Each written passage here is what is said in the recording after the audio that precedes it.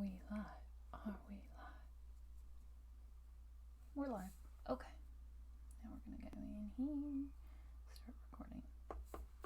Hey, welcome to the Death of a Dream podcast. That's right. You're here with Hanna Nuss. Hopefully slowly becoming your best friend. I don't know. Let's get to my great thing.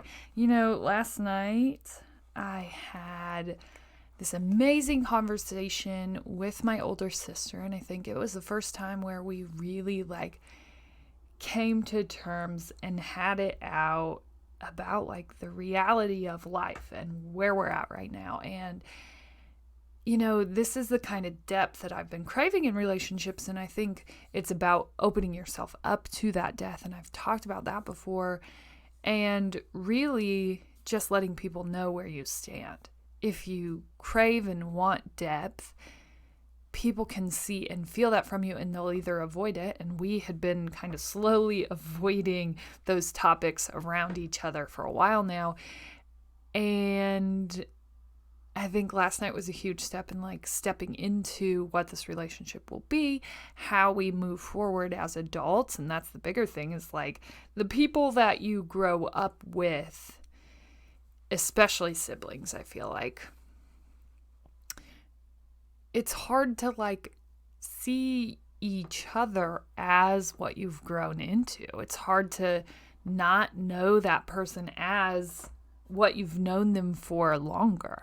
Right? And so I think as siblings grow and develop, maybe that's why it takes a while for them to kind of hit their stride, because you kind of have to outgrow how you grew up together, right? Just because they were crazy and silly and all those things, why can't you see that person as anything else? Well, that's what you've known about them for the longest amount of time. So I've always, by and large, been known as the crazy, silly, not really about much of anything except for crazy silliness in my family and in those relationships. And so I think it's hard for people to accept depth from me. And I just have to keep showing up as that person, because that's truly who I am. But it's hard to be that person all the time, because not everybody wants that from you, and not everybody wants that change from you. So last night was the first night where we took a step in the direction that I think both of us wanted to head, but we had been kind of dancing around it, and it was so amazing. So that's my great thing. I do want to follow up on my great thing from yesterday. I got a hilarious message from someone who listened yesterday, and they're like, "Are you really that awkward? That's so funny. I was dying." And I just want to say that I didn't even actually say the most awkward part, and it's kind of funny and sad all in one, and it made my awkwardness as a parent even more awkward. So this is a double great thing, but this is a follow-up from yesterday because it's actually funnier, but this wasn't a great thing necessarily, and it didn't fully tie into the story. But since yesterday's story made people laugh, I have to continue to tell the rest of the story. Okay, so my daughter has been out of school since last April, and she hasn't gone to daycare, and she hasn't been in normal instances, right? Welcome, the rest of the world, same. And so I said, we're going to have a play date with Chloe. She's like, "Oh, Chloe that lives right down the street, that'll be so awesome. We should play more." So I'm like, yeah, I have no idea. I don't know any of the parents. I don't really know any of the kids. So I'm just like, is that the Chloe you know? Okay. So then we're at our house, and we're waiting for the play date, and she's like, "Chloe's right over there. Can I just go over there?" And I'm like, well, let's just wait. We're supposed to go to the park. Let's just be normal. Let's just go to the park. Let's not overstep our boundaries and go over to her house if we're supposed to go to the park. Right? So I'm like, let's just go to the park. So we go to the park, and Emery's playing with this kid, with a couple of kids. And it's going great, and I'm talking to the mom, and we're vibing, and Emery comes over, and she says, Mom, when's Chloe gonna be here? And I'm like, so confused. I'm like, Chloe's right over there. You're playing with Chloe. So Emery just looks at me really confused, looks at the mom super confused, and just runs back off to go play. And I don't think anything of it. And then probably 10 minutes later, I'm still talking with this mom, and Emery comes over and she goes, Mom, I thought Chloe was coming. I thought we were doing a play date with Chloe. Can you text her mom? And I'm just looking at her like, what are you talking about? And so I go, Emery, knock it off. Just go play. So then she comes over one last time, probably 5 minutes later, and she starts yelling, Mom! And at this point, I start realizing does she not know who this little girl is? This is Chloe. Does she not get that? So then I go, Emery, stop. Come here. Come and talk to me. And the mom's still there, so she can hear the conversation. There's no way to escape this conversation in this park. And obviously at this point, even the older sister of the girl is like, I don't think she knows Chloe. Like, I can't even make this up. So then Emery comes over and she goes, Mom, I thought that Chloe from by our house was coming for the play date. And I said, this is the Chloe you're having the play date. This is Chloe. And she goes, oh. And still is looking at me like, okay, still kind of confused, but okay. And then she just runs off in place. And the mom turns to me and she goes, I don't know. I said, and she doesn't even have words, right? Because at this point, my 7-year-old has openly announced that she has no idea who this little girl is. But the problem isn't that she doesn't know who she is. The problem really is that this little girl had spent her entire summer obsessing over hanging out with my daughter, and my daughter has no idea who she is, nor does she want to even have a play date with her. She was spending most of her time playing with the older kids and being angry that her friend no-showed to the play date. And at this point, I'm already awkward. We talked about that yesterday. I'm already like all in on the awkward mom train. So like we can't handle more depth to this relationship right now. So the mom's just like without words looking at me, and I'm like, they've been out of school for so long. I don't think she remembers any kids, right? Because that's what you have to say at that point. Like, it's not that she doesn't remember your daughter, probably, right? She does. I don't know. What? So then I'm like, I think she just doesn't remember kids. And the mom's like, oh yeah, we had to do kind of a refresher course of who Emery was. She's lying, right? If your kid's been talking about hanging out with a kid for that, like they don't probably need a refresher course, but she's lying to make me feel better. And I'm just like, oh my gosh, look at me. Like, we're trying to vibe. We're trying to have mom friends and kid friends. And here we are messing it up because my kid can't remember who this is. I can't. So then we survive that. The mom still talks to me. I don't know how. I don't know why.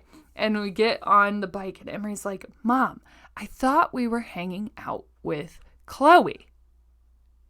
Like, she still hasn't put all this together, but she did at least by the third time pick up on the fact that I didn't want to have this conversation in front of other Chloe's mom, right? So then she just kind of dropped it and she went and she played. So after we left the park and everyone had left and we survived the social downfall of who we will inevitably be forever in this community, Emery's just like, I don't understand what just happened. And I'm like, sister, I'm with you. So she goes on to say, well, I know that, Chloe, but I thought we were hanging out with the other Chloe. And I'm like, right, well, I'm sorry. I don't know anyone. I should have shown a picture. Why does everyone have the same name? Dang it.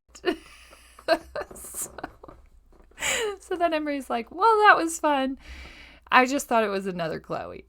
And I'm just like, okay, well, I don't know. We survived. Hallelujah. For sure we'll never have another play date. So I messaged the mom awkwardly because, I don't know how to operate in this space. And this encounter didn't help, okay? It didn't help. I went home and explained it to my husband, and I'm like, I don't know. I was just watching this car crash, and I couldn't look away. It just kept happening, and Emery kept coming over, and the mom just kept, awkwardly being like, oh, it's okay. Until we kept driving it home that we had no idea who this little girl was. And I don't know. There's a chance that I'll never make another friend again.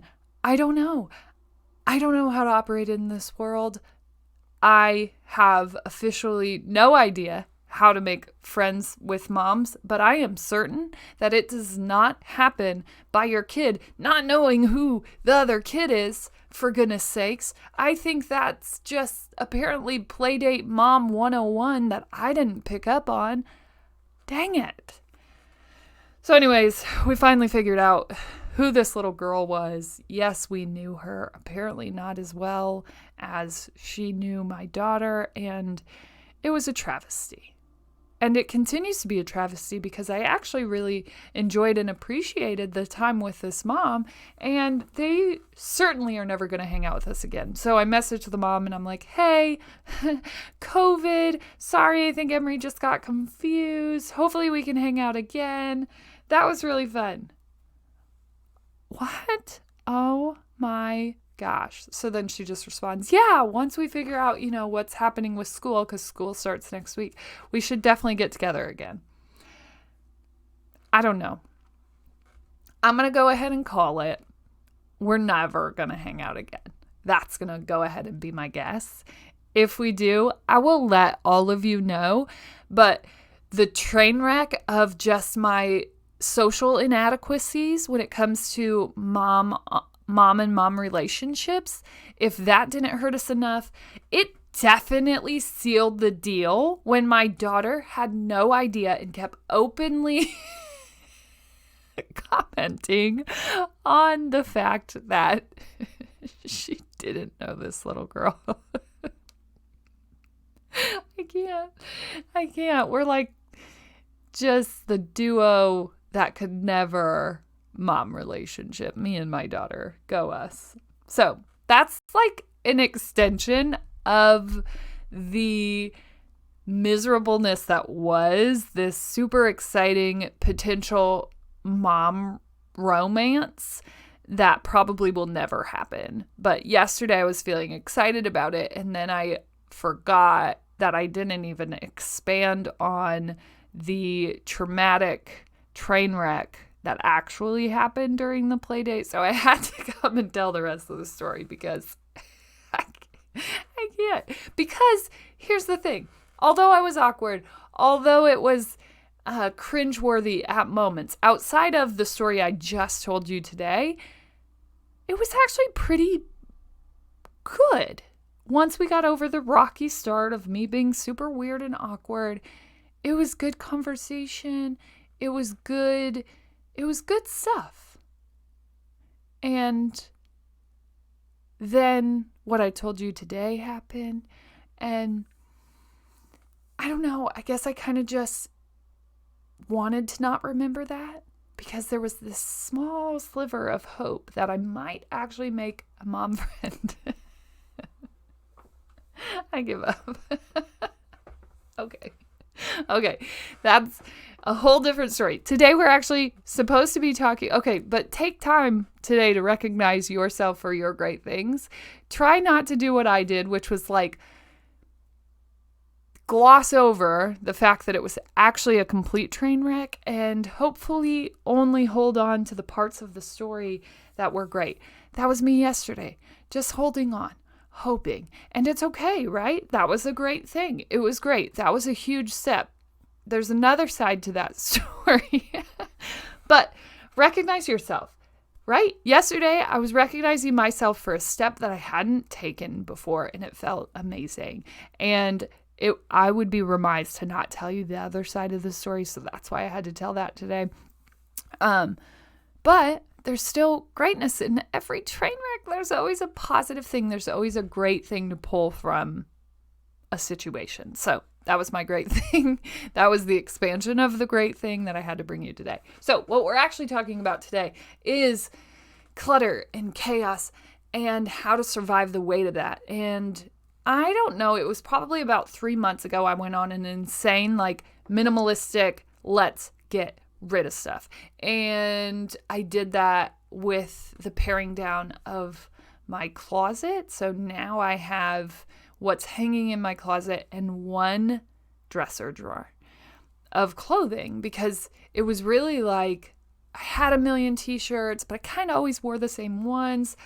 I just felt so heavy when I would go to make a decision on my closet and my clothing, and it just felt like I was always shuffling through things, and it felt daunting and exhausting. And so I went ahead and applied minimalistic strategies to my closet. I leaned heavy on Marie Kondo, even though I think she could help people pare down even more. Come on. So I pared down. I don't need 12 options when it comes to yoga pants. I need 2. And so that's really what I went with. And I really thought that I would feel more paralyzed by that. And once in a while, I would say probably every 3 months, there comes a time where I'm like, I'm just wearing the same clothes over and over again. This is terrible. Or is it wonderful? Because I'm actually wearing out the clothes that I have. And so I thought it would be super sad, and it actually wasn't. What I figured out was that it was super expansive, and where I didn't have and take time managing all the stuff, I freed up this whole new window of time where I wasn't spending full weekends organizing and decluttering, right? Because it's not really decluttering if you only get rid of one bag, and I didn't want to spend that much time decluttering. I didn't want clutter. Clutter was exhausting me. Clutter created so much chaos. I couldn't even exist in this world, right? And so I had to pare down. So I started with my kitchen and my closet, and those are great places to start. I think with your kitchen, it's we don't honestly do that much baking. And so the fact that I had, and I talk about this in a podcast, the fact that I had 12 cookie sheets is insanity. And really, it's not about not having a lot of things. It's about being able to see the things that you have. And so that's where I had to shift my mindset with everything. It was like I had so much abundance, so much extra that I didn't even actually know what I had. Okay? I need to write that down. Okay. I'm not going to write that down. But that's where I had to shift my mind, right? The decluttering, the removal of the extra allowed me to see what I had. And so instead of having 14 spatulas, I have 2. Now, here's the thing about that. You have favorites, and I guarantee that you pretty much only use your favorites, and any time that you're forced to use anything but that, it's terrible, right? If I have to use the 3rd spatula, we might as well not cook. I gotta be honest, if I'm flipping pancakes with that third spatula, all hell has broken loose. If I get to the fourth or fifth spatula, I'm quite certain that I should never bake again, because those are terrible spatulas. And you know that if I'm past the bench, after the bench, and I'm using spatula 6, 7, and 8, the world is ending. Because at that point, I have so many dishes piled up that I can't even see straight, and I definitely am going to be managing and recovering from this mess. Usually it would coincide with being sick and then someone else getting sick, and then just like layering on the times at which we have to suffer through this. But that was the problem. I was spending all of my time managing this stuff, and the bigger problem was that I had enough stuff to be able to survive for weeks at a time and to pile up that much. Right? Go ahead. Nod your head. How many times have you had so many piles of dishes that it honestly made you sick to your stomach? That's where I was at. And the amazing thing is, when you have less, you can't pile stuff up. I know, right? It's a scary thought. So this week we've been working on minimalizing the playroom. And this is something that we've been talking about doing. But I think what I realized is where we were minimalized, where we had cut down on things, there was so much more clarity there. There just was this feeling of calm. And so my children have a playroom, which it's really just an uninsulated front porch that we kind of converted with carpet. It's not a great playroom.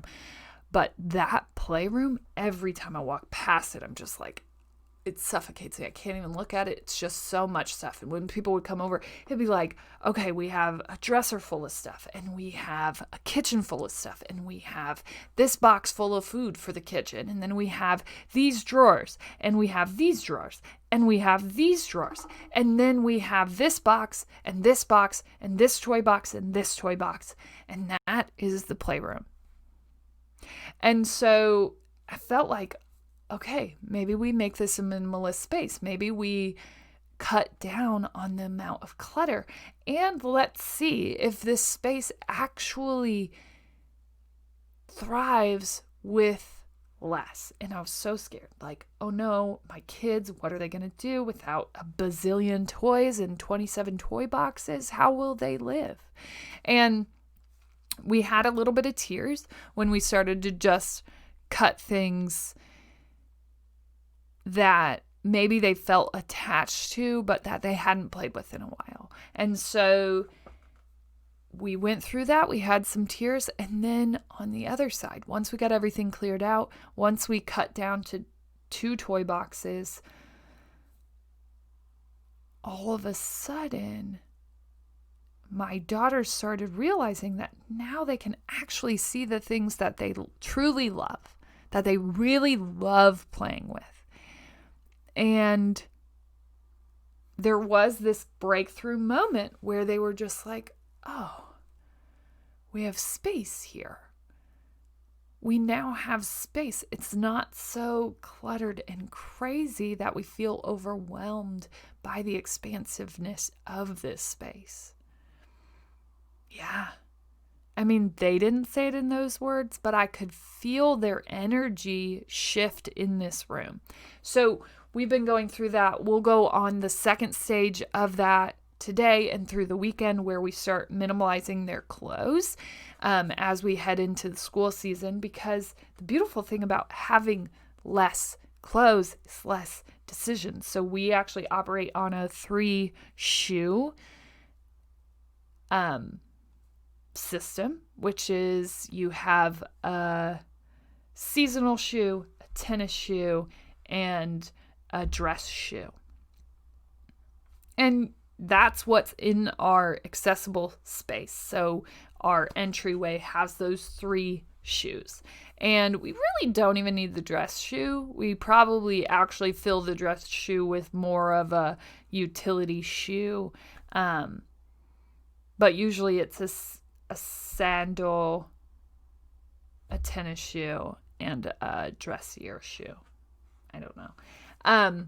And the sandal gets replaced with a boot in the fall and winter.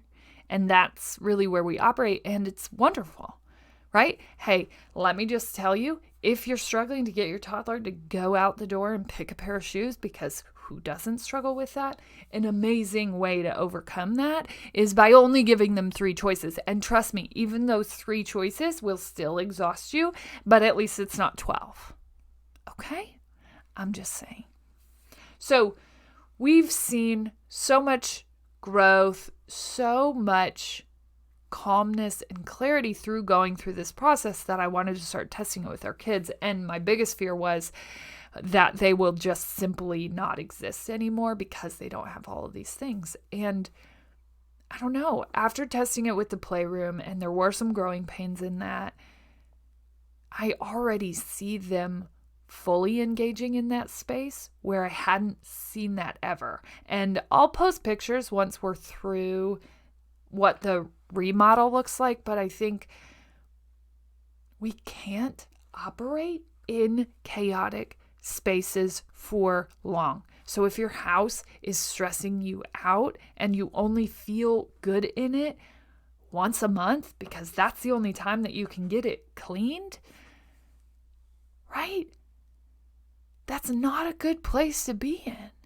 We have to have places where we can thrive, where we feel amazing in those spaces. And I'm working right now on making our space, our home, a place where we feel amazing, where we can just sit down and relax and fully fall back into a chair and fully rest and relax and fully play, because we're not also playing but thinking about how messy everything's getting, and we're not also playing but worried about where everything goes or where everything is. We're not constantly searching for things because we know where they are. And so this will be the first step in minimalizing my kids, and I'm really excited about that because of what it's done to my wholeness as a person, how I've grown through that. And so we'll see. We'll see. Real-time testing it as we go through our kids and seeing how they adapt. And we've already seen so much growth and adaptation through going through the process for ourselves that I'm so excited to expand it to our kids. But I don't know. I just want you to know that less really is more. It is. And that seems like such a dumb catchphrase of a thing for me to say to all of you. But with things comes clutter. You don't need 12 bottles of body spray. And most of the time they're like half empty or a third empty. Get rid of it. I don't know. Maybe you'll survive without half a splash of Love Spell. You might. Okay? Get rid of it. Get rid of the clutter so you can stop managing it. And you don't need 3 bottles of backup body splash of Love Spell. You need 1. And when the 1 is gone, you dispose of the 1. And if you feel like, oh, I really need a backup Love Spell body splash, I really do, I have to have 2, then have 2. Okay? What I think you'll start to see is the decrease of the clutter. Being able to survive and thrive in your space really allows you to fully be there. Because you're not thinking about how badly you need to clean that playroom because it just looks disgusting. You can't even look in that room one more time, right? You're just sitting. You're just being. You're not thinking about the 12 loads of laundry that you have downstairs because you couldn't even have 12 loads of laundry. Yeah, that's where we're getting. Okay? So I want you to process when you have time where you have chaos and clutter in your life and how you can start to cut back, eliminate. Maybe just start with like the pantry or your bathroom closet. Okay? Start taking steps there. I promise. When there isn't clutter, there's this simplicity in your mind that takes over, and you will start to operate at a higher level. As always, you're smart, you're strong, you're beautiful. What are you going to do? Change the world. Bye.